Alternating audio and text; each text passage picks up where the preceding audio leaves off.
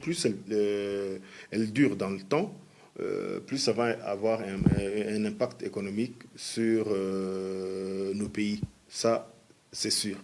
Que ce soit sur les biens de consommation, que ce soit les produits pétroliers, il faut vraiment que le gouvernement soit consciencieux de ce problème, soit prudent, gère ce problème parce que ça peut aussi amener à des révoltes.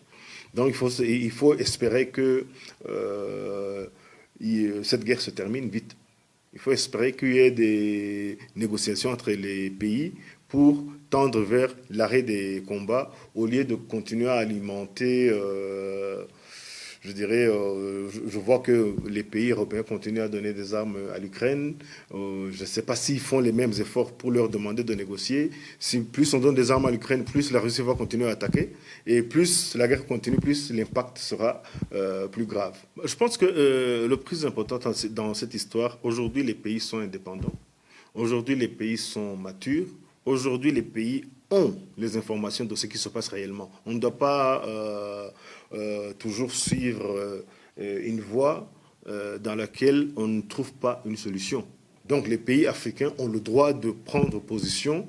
Ils ne sont pas obligés d'être pour ou contre. Ils peuvent être neutres. Donc je pense que cela montre par contre que les pays africains, politiquement, diplomatiquement, ils sont mûrs. Ils ne sont pas obligés d'être pour ou contre. Par contre, ils peuvent être neutres pour essayer d'être, par exemple, l'endroit ou le moment où on pourra essayer de trouver une solution. Comme la Chine ou l'Inde, qui soient neutres pour qu'un jour on donne chance à la paix.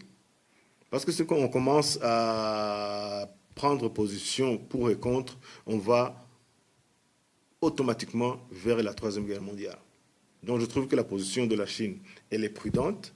Ils voient à long terme parce qu'ils savent que cette guerre doit nécessairement se terminer. Donc ils pourront un jour être médiateurs. C'est ce que je disais. C'est comme les pays africains, on peut le prendre pays par pays ou comme un continent. Si on le prend comme un continent, c'est une puissance. Donc je pense qu'il faut que certaines puissances soient prudentes, soient neutres et essaient de pousser aux négociations plus que de pousser à la guerre.